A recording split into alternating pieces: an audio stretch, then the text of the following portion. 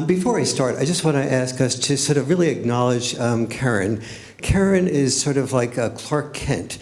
She's a math teacher by day. Then she goes into this telephone booth, and she comes out and flies to be in charge of the American Freedom Alliance. She is so wonderful to deal with on the phone. Let's all stand up and give her a standing ovation.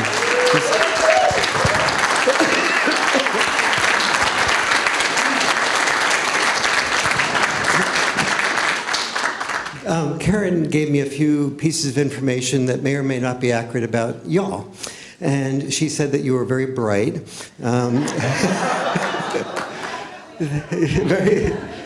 that you really appreciated hard data, not just soft, sort of social science-y woo-woo things, that you actually took notes and thought about what was said. And so I changed my presentation to focus on giving you really good hard data and to work with and everything that I'm saying here, I will not give you the background for. It's all in the 1,000 or so footnotes in the Boy Crisis book if it concerns you to dig deeper. But I want to at least give you some of the headlines of what I've been observing in the last 10 years of doing the research for the Boy Crisis. First, we asked the question. I always hear the question asked to the effect of, are school shootings the result of family values? Are the result of mental illness? Are they the result of violence in the media? Are they the result of violence in video games? Are they the result of our kids just having access to guns? Well, our daughters are exposed to the same violence in the media, the same violence in video games. They live in the same home with the same access to the same guns. They have about an equal amount, a little bit varied, of mental illness. And yet our daughters are not doing the shootings. Our sons are. So what is the difference between what is happening with our daughters and with our sons? That is one of the inspirations that got me to focus on the last decade of research on the boy crisis. The answer really is shocking, and the depth of the multiple disciplines into which this answer extends and the multiple countries to which it extends is really quite astonishing. Let me deal with the global reach of this issue first.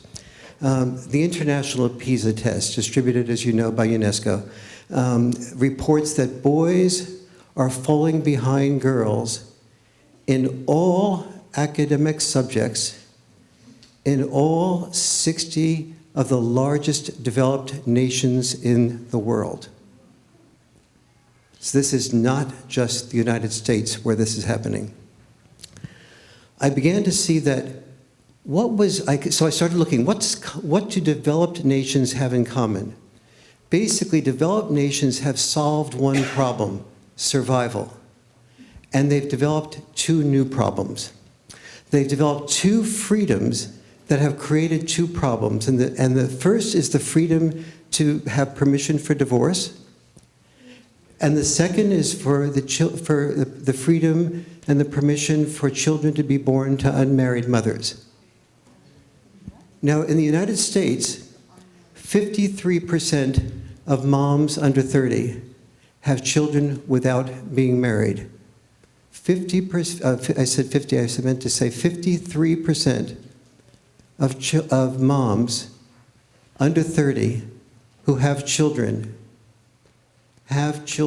without being married. Now, it can be argued maybe marriage isn't that important, but the truth is that among the people who are not married, the ones that are usually predicted to have the most likelihood of having access to fathers are the ones where the mother and the father are living together. So just among that subgroup where the mother and father are living together, 40% of fathers have no contact or minimal contact with their children after the children are the age of 2 when they start out, when the mother has children when they're living together. So you get some sense of the fact that marriage is a factor that does hold the family together to a much greater degree than than we might have otherwise had argued against us. I discovered that it was in these two groups, the group of divorced families and the group where there was children who were born to mothers who were not married, that there's a wide gulf between the welfare of boys with minimal or no father involvement, or what I call dad-deprived boys, and the welfare of boys whose fathers remain significantly involved. Girls of divorced and unmarried mothers who are dad-deprived also do suffer, but they suffer less than boys. I'll give you an example of this. By the age of 9, children of both sexes without father involvement by the age of 9 average 14% shorter telomeres. When the telomeres in our cells shrink, that is the strongest single predictor of a shorter life expectancy by the age of 9. However, and here's the amazing thing, the telomeres of boys are yet again 40% shorter than the telomeres of girls, giving you a sense of the enormous impact of lack of father involvement on our sons and our daughters, but particularly on our daughters. And I'll be happy to answer questions about the whys and all these things, but I just want to give you some of the hard data as to what is happening right now, and then because whys are always somewhat speculative, even if education with that speculation. I ultimately was able to identify 9 causes of the boy crisis, but I found that each of those 9 causes was magnified by the deprivation of dads, and I'll give you an example. In the past, as we all know, boys basically learned 2 rigid senses of purpose. You can become a man by becoming a warrior, or you can become a man by becoming a sole breadwinner.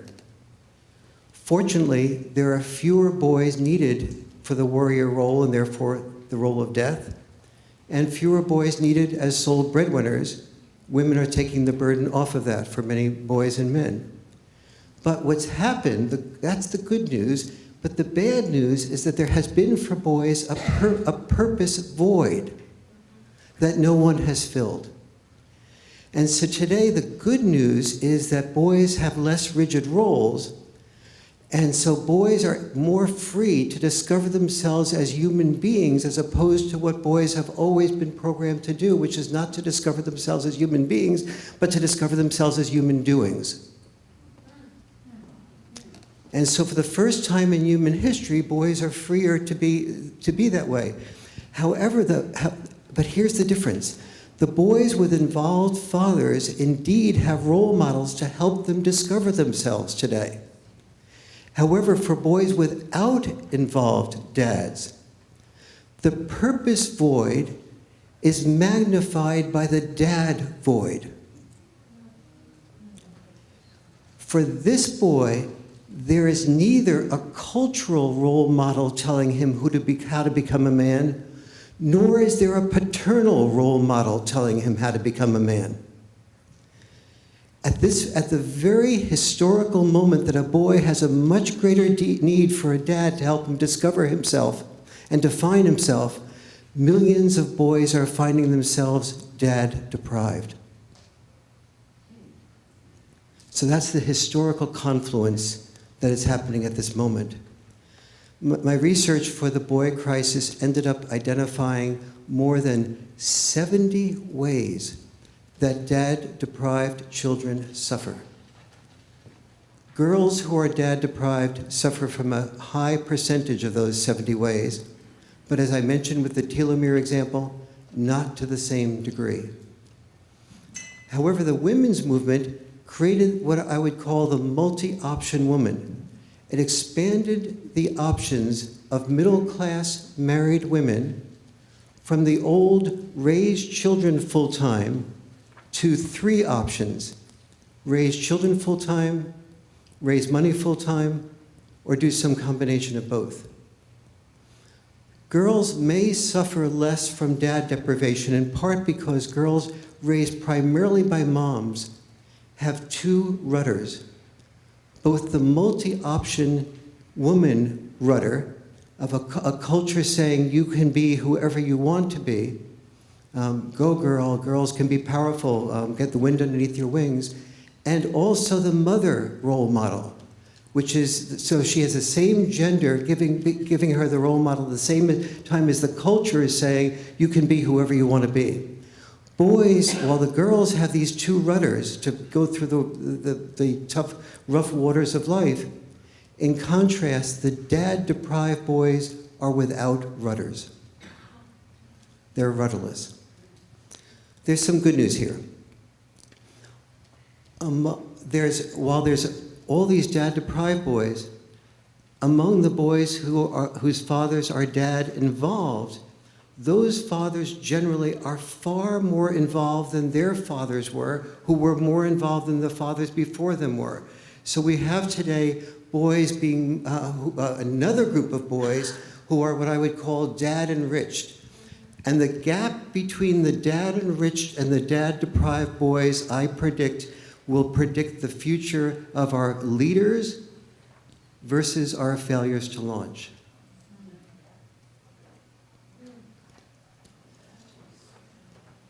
To understand this deeply requires answering 4 core questions. First, exactly what are the consequences of dad deprivation, or conversely the benefits of dad enrichment, that lays the foundation for school shootings? 2, exactly what is dad-style parenting? Why does it help children? And why is it so misunderstood? Third, if a divorce is necessary, what are the 4 must-dos to minimize the damage to the children? Fourth, if shared parenting isn't possible, are children better off primarily with mom or with dad in the cases of divorce? So let me work on those 4 questions. First, the consequences, and let me just share with you how hard this is for me. What Karen didn't mention is I was on the board of directors of the National Organization for Women. I believe it's fair to say I was the world's leading male feminist. And so on the board of NOW, it was very clear that I would be loved, approved of, given many speaking engagements, and therefore be wealthier if I were to come up with findings that showed that women's freedom was paramount, that women should be the ones, that the freedom of mom to decide what was best for the children after divorce, that is the freedom that women wanted, and NOW is telling me find research to find this. And number 2, the freedom for a woman to bear children without being married was perfectly fine. That was the primary freedom. So everything I'm going to be sharing with you are things that alienated me from NOW and have cost me many millions of dollars. So these were, I did not come to these conclusions easily, but here they are, nevertheless, and you can see why I no longer speak at NOW conventions or at college campuses. So here goes, the consequences of dad deprivation. I mentioned that there's more than 70 ways that boys who are dad deprived are in fact deprived. In contrast, boys who are dad enriched do better at school even when they come from poorer areas with schools that are ranked worse. They have less ADHD,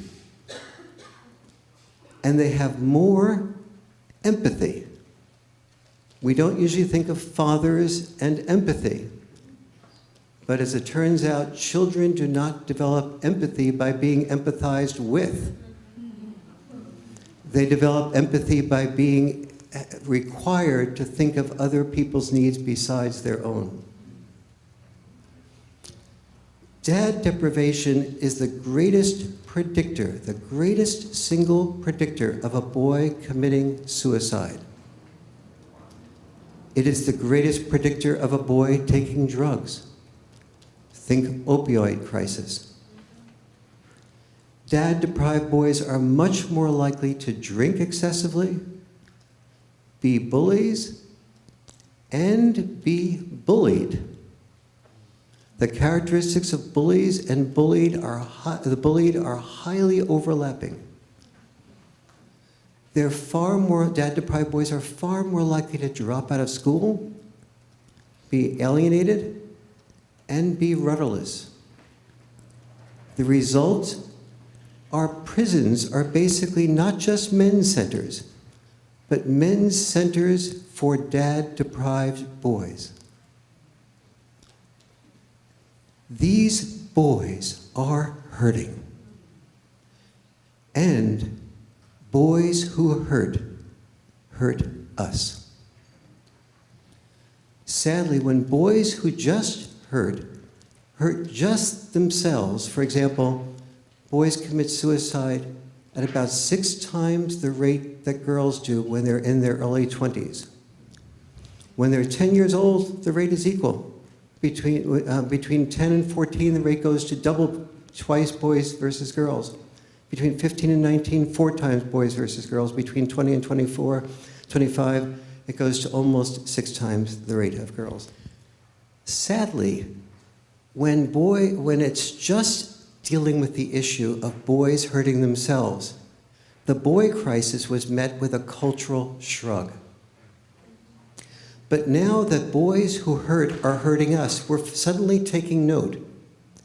Since 1948, 26 out of the 28 deadliest mass shootings, between 8 and 58 people killed, were marked by boys who had dad deprivation. Friday's mass shooting by Demetrius Pagoutsis in Santa Fe, Texas, is one of only 2 mass shootings that was not marked by dad deprivation. All 26 out of 28 others were. I describe in The Boy Crisis the extraordinary experience of dad deprivation that motivated Stephen Paddock systematically organizing the killing of 58 people in Las Vegas, the biggest mass shooting in US history, as it did with Adam Lanza and Sandy Hook, Elliot Rogers, Santa Barbara, Dylan Roof, and the Charleston Church. Ironically, the availability of AR-15 style assault weapons is making us care more about boys because they make it easier for boys who hurt to hurt us. Let's look at ISIS recruits. Dad deprivation doesn't just hurt via mass shootings. A study of three female sociologists of ISIS recruits that were imprisoned found that almost all ISIS recruits were dad deprived, not just the boys, but the much smaller percentage of girls as well. I promised this answer to a second question, which is exactly what is dad-style parenting and why does it help children? There's basically approximately 10 differences between dad-style parenting on average and mom-style parenting on average, and obviously some fathers and mothers reverse roles, etc. But the nature of dad-style parenting in its most frequent forms can easily lead to a mom who does not understand it to genuinely confuse dad-style parenting with a dad being abusive, insensitive, or neglectful. So let me explain. Take roughhousing, for example. Although many mothers just see a roughhousing dad as one more child she has to monitor. Few moms or dads know that roughhousing helps children distinguish between being assertive and being aggressive. In my one of the things I've done is to observe fathers' parenting styles all around the country, and then often get mothers' reactions to those parenting styles. So I'll give you an example of the type of dynamic that often happens. Dad and Alex are play wrestling. Dad typically will let Alex win at the last second.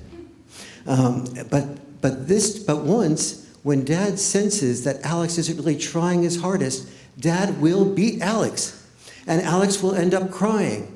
And then Dad will tease Alex about being a bad loser. And after about a minute of letting Alex pout and teasing him about being a bad loser, he'll take Alex, turn him upside down, and Alex will then start laughing, and they'll be back in the saddle, going back to the same roughhousing again. During that minute, though, Alex's mom is thinking, I could have predicted this would end up with Alex in tears. Mom is angry at herself, even feeling guilty for not fulfilling her responsibility of proactively protecting Alex. Still feeling guilt, Mom is watching as Dad continues the same roughhousing after Alex has cried. And Dad should have learned his lesson, she's sure. Moreover, she's dismayed that this roughhousing is continuing as if nothing had happened. This triggers Mom's second maternal emotion, a fierce resolve to not repeat the earlier mistake of allowing her child to get hurt. However, since she knows Alex loves and needs his father, she represses the impulse to stop the roughhousing outright and bends over backwards to give Dad a second chance. She shares with Dad how and where she believes it's safe to roughhouse and how to do it so it doesn't go too far. Mom is feeling proud of herself because she not only has worked with Daddy's roughhousing, she's bent over backwards to improve Daddy's roughhousing. Dad is feeling what? What? Yes, he's feeling disrespected and shut down. A dad rarely says this, and a mom can't hear what a dad doesn't say. But Alex's dad feels that some crying can actually be healthy if he's able to use it to teach Alex how to win in life, and how winning in life often involves losing, and then losing and moving on, and even crying and moving on. And that even if he hurts himself or even if he breaks a bone, it's not as huge a consequence as not knowing how to differentiate between being assertive and being aggressive. Ironically, when Mom is not there, Dad is more likely to nurture Alex. Why? When Mom is gone, Dad feels that each minute of soothing Alex is a minute of soothing Alex, not another minute of Mom judging Dad for hurting Alex. So he tries to cover it up when Mom's around and will be more nurturing when Mom isn't around. And the last thing that happens there is that Alex begins to sense that a little extra crying will get Mom and Dad to compete to give him a few extra goodies. Extra dessert, extra attention, so he learns to exploit the tension like water seeping into a fissure on a roof.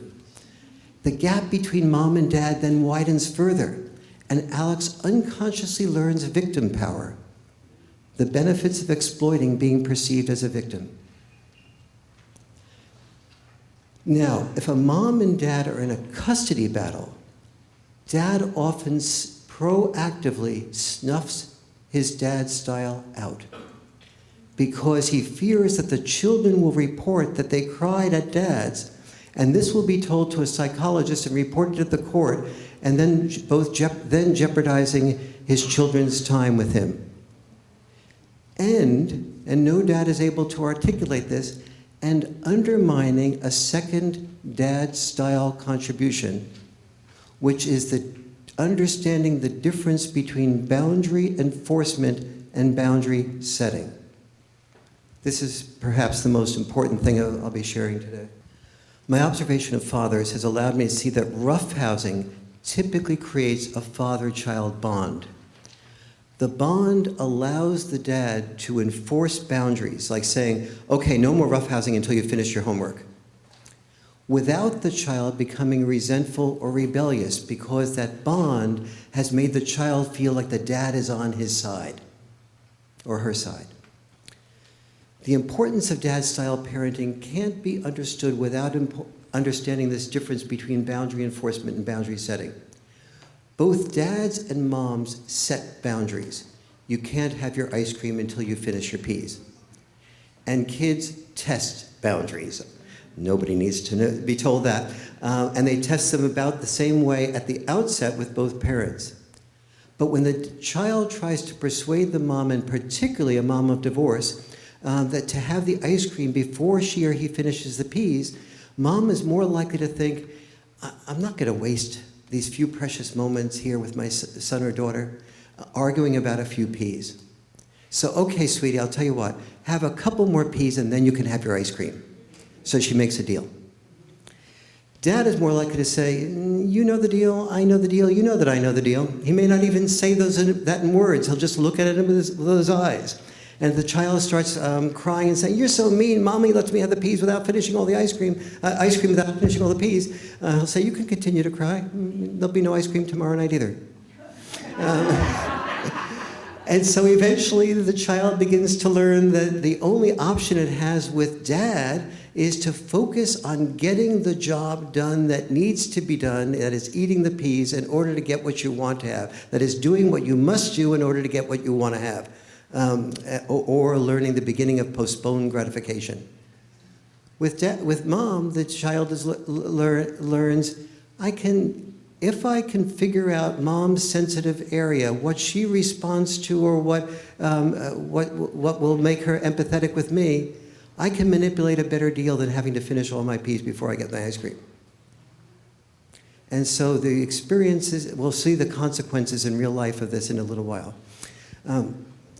So enforced boundaries requiring the boy to finish, or girl to finish the peas before he or she gets the ice cream helps him develop the single biggest prerequisite to success, which is the capacity for postponed gratification.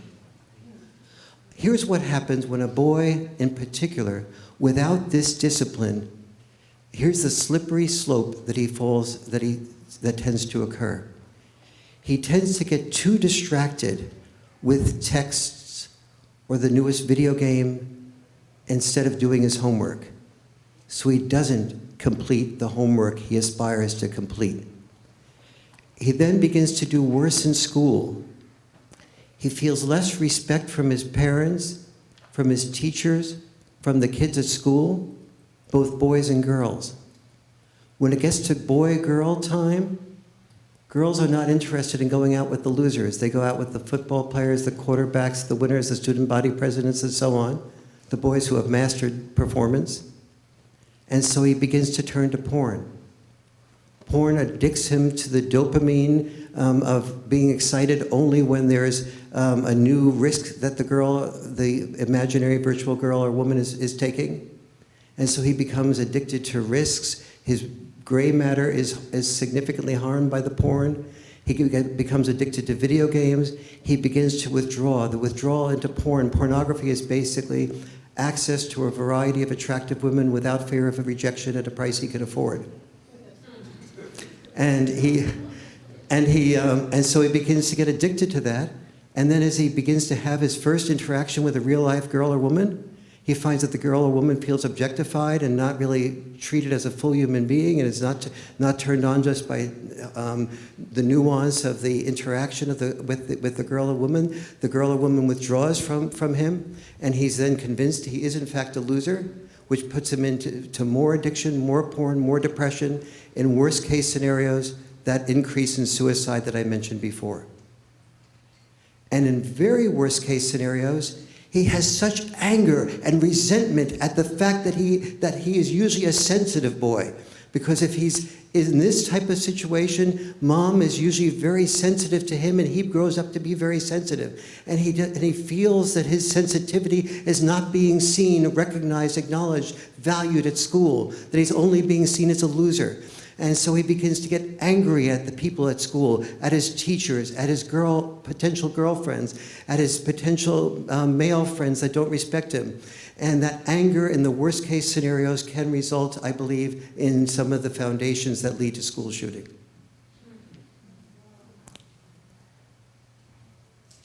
He wants to make himself invisible to those for whom he was invisible.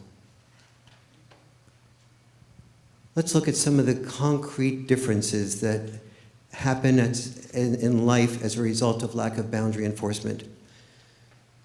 When children don't have boundary enforcement, they're far more likely to have ADHD.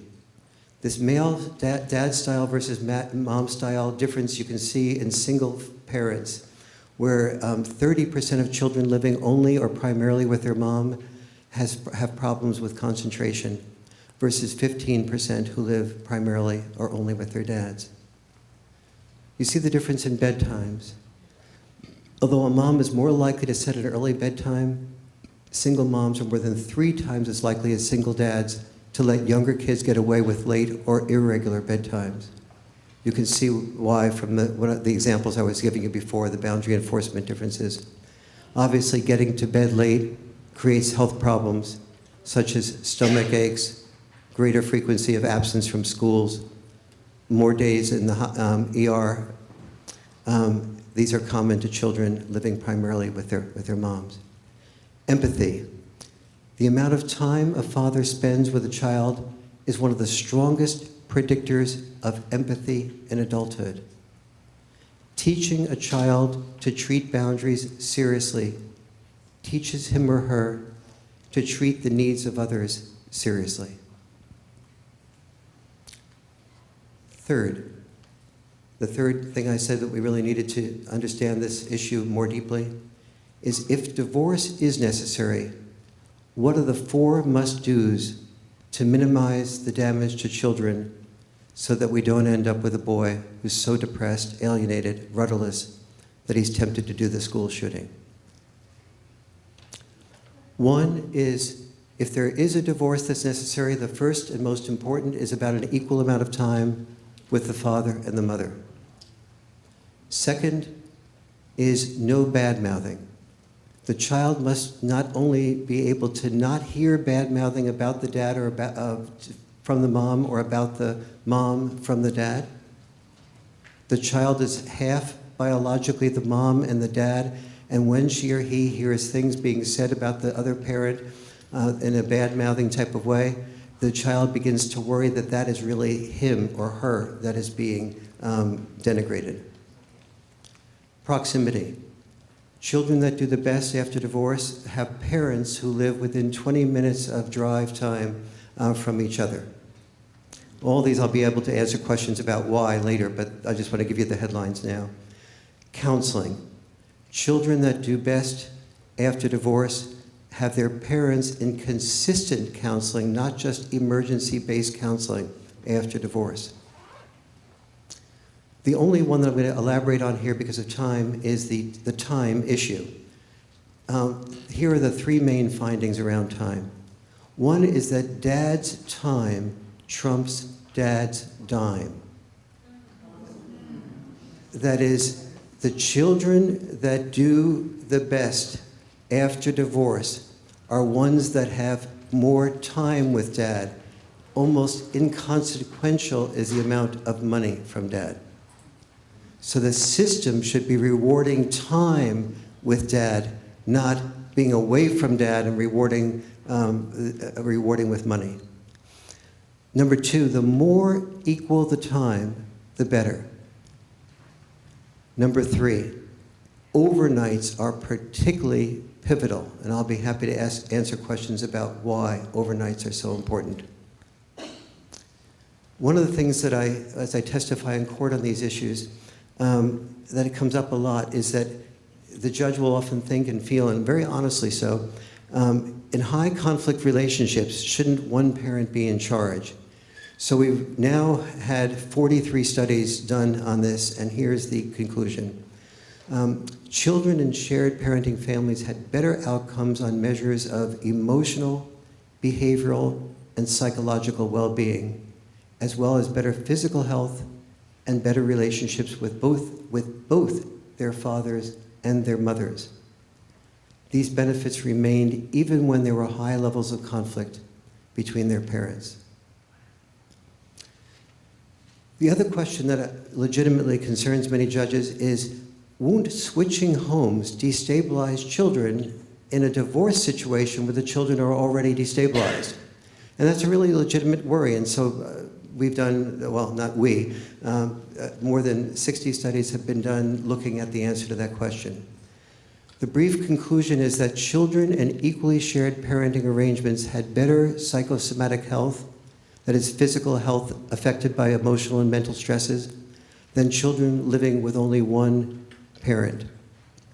In brief, two-parent stability trumps geographical stability.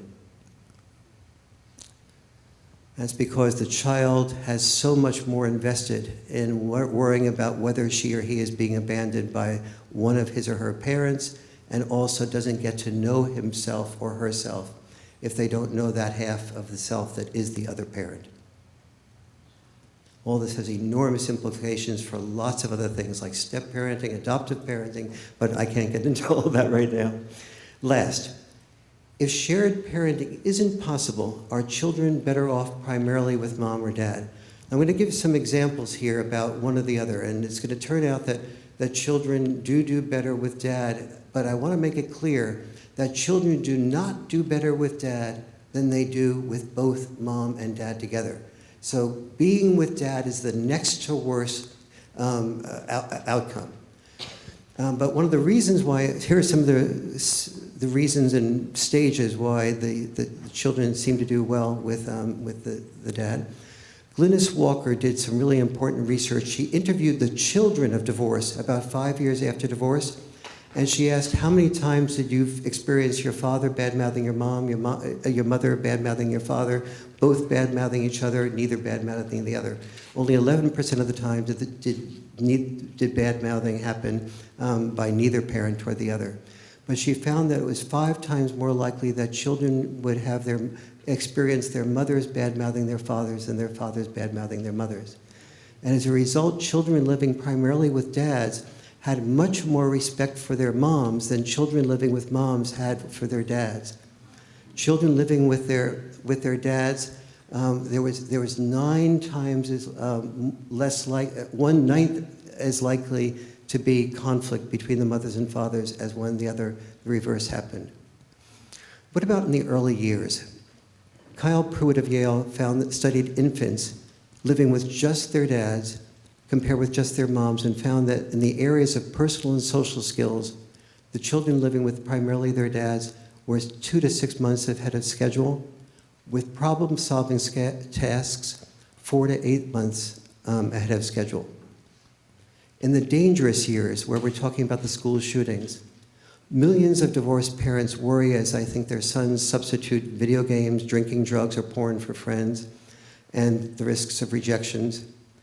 But these dangers obviously reach their peak, school shootings, suicides, in the late teenage years and early 20s. Fortunately, there are solutions. In a study of more than 12,000 teenagers after divorce, the teenagers living with single dads did fare better than the children living with single moms. The single biggest variable seemed to be boundary enforcement. The good news is that moms can enforce boundaries. And the good news also is that moms can roughhouse, creating the bonds with the children that allow the children to not resent the moms when the boundaries are enforced. In conclusion, we've seen that as developed nations solved one problem, survival, they allowed 2 new freedoms that created 2 new problems. And the boy crisis grew in the fertile soil of families without fathers. We have seen but a dozen or so of the more than 70 ways that dad-deprived boys are indeed deprived. We've seen that boys who hurt us. And we've seen that we haven't cared much about boys being hurt until they hurt us. If you want to ask me about that, I'll be happy to elaborate on why that's the case. The data on dads versus moms as the primary parent should not be confused with the fact that children do not do best with dad as the primary parent. They do best with approximately equal time with both parents, ideally in an intact family, and in the case of divorce, as I mentioned, parents who live close to each other, where there's no bad-mouthing, where there's consistent counseling. Children who do especially well have parents in intact families who do what I call checks and balance parenting. They understand the value of each other's style, and they negotiate it based on the situation the child is experiencing at any given point in time.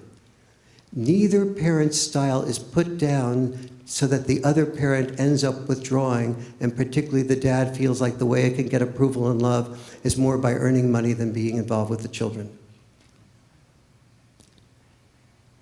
This involves communicating non-defensively. The Achilles heel of all human beings is our inability to handle personal criticism without being defensive. That ruins more marriages, which leads to more divorces, which leads to more children without father involvement, and which leads to more school shooting, I believe, than any other single sequence of variables. Although our sons are damaged even more than our daughters by the loss of family or father, every boy who is a failure to launch leaves a woman without a man who is worthy of her love. When it comes to men and women, we're all in the same family boat. Whenever only one sex wins, both sexes lose.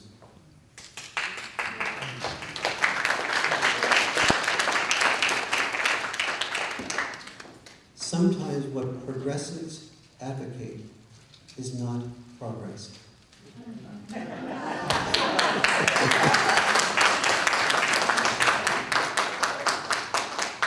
Sometimes what evolves over thousands of years in the past is also what is best for our future. Thank you.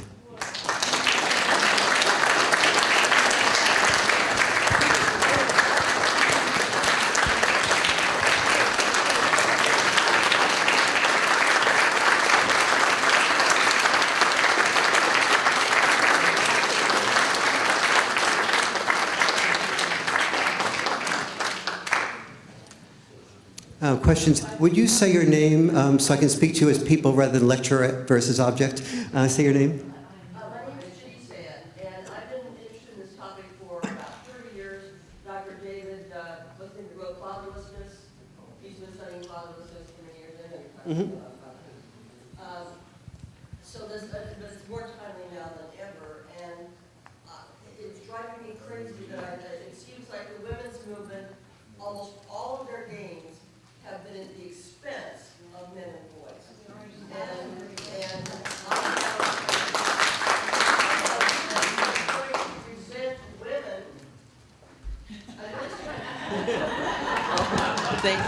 I'm really starting to resent women that are either doing it themselves, like on college campuses and in academia, or just not saying anything in defense of boys.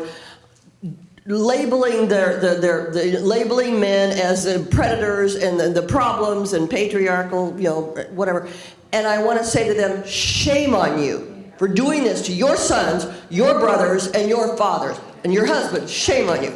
So my question is, do you see, it seems like we're finally beginning to stop pandering a little bit, or that's what I want to see, pandering to the women, especially our politicians, and starting to stand up and fight back for young men and boys and fathers. I wish I could say the outcome is that, but this is really, you put your finger on such an important thing. So here's the way it's developed, and I was part of the problem. When I was on the board of NOW, one of the things that I saw was that feminists all over the country and all over the world were very focused on Marxist feminism, and the belief of Lenin and Marx, but especially Lenin, was that the family was a patriarchal system designed to oppress women.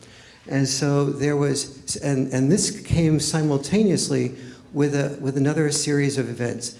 The civil rights movement had a hierarchical structure. There were oppressors, the slave owners versus the oppressed. Then there was the Marxism, where there was also the oppressors versus the oppressed was part of the Marxist framework as well. And so we took the oppressor versus oppressed dichotomy and we moved it over into the male-female area, where it was not appropriate, meaning that historically speaking, our fathers and mothers did the same thing. Our fathers and mothers sacrificed their lives in the hopes that their children would have better lives than they had. And so when I do workshops, one of the things I have everyone in the audience do is to close their eyes and visualize what their fathers did for a living. And then to visualize what their fathers might have loved to have done if they could have done anything they want without regard for earning an income.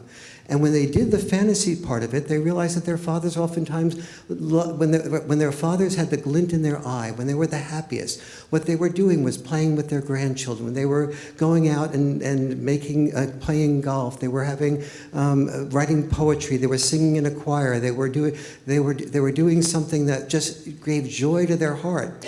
But when they had children, they gave up that glint in their eye, because something was more important than the glint in their eye, and that was to earn the type of money that they needed to earn to be able to support their wife, their children, and have margin for errors in case something went wrong with the family. And almost always, earning more money is not about fulfilling oneself. Earning more money, fulfilling jobs pay less. That's why they call people like me starving artists. And because the more fulfilling the work that you do, the more people want to do it, the more the supply is, the less the demand for people to be an art history major and to know more about the piece of art on your wall than to have your garbage picked up every week. And so the people who pick up the garbage, they earn more money in relation to the amount of education they have because we need them more. But they're not doing things that are fulfilling. So the feminist movement, we cast all the men as part of the patriarchy, as if the patriarchy were evil. We didn't realize that the world was not dominated by patriarchy. The world was dominated by the need to survive. And the need to survive meant that our mothers made sacrifices, risking their lives bearing children, and our dads made sacrifices, risking their lives protecting the children that the women bore. And so both sexes did exactly the same thing. They did different roles that led to different types of sacrifices, but the women's movement mistakenly saw that the increased amount of money that men were required to earn was called privilege and power, when in fact the amount of money you are required to earn is a discrimination against you from a feminist type of point of view, but it's not really discrimination against men. If women had the same, it was just a different role. Women played one role over here. It was not about a role. It was not a role about their lives having more rights. Our grandparents didn't talk about rights. They talked about responsibilities and obligations. And any boy who ever becomes a man learns about responsibilities and obligations, not about rights. Like Jordan Peterson, yes. And so, and you probably heard the Jordan Peterson and my dialogue about exactly this issue. So what I'm saying is that we have made a huge mistake taking the belief that men earn more for not the same work, but for males do not earn more than females. Dads earn more than moms. Because once men become dads, they focus their obligation on earning more so that the children can do better and that women have more options to be either full-time with the children, full-time with the workplace, or do some combination of both, which leads to women earning less and men earning more. So if that is at all creates skepticism for you, a book that I spent 8 years writing called Why Men Earn More and what the startling truth behind the pay gap and what women can do about it, that answers all the details on that particular issue there.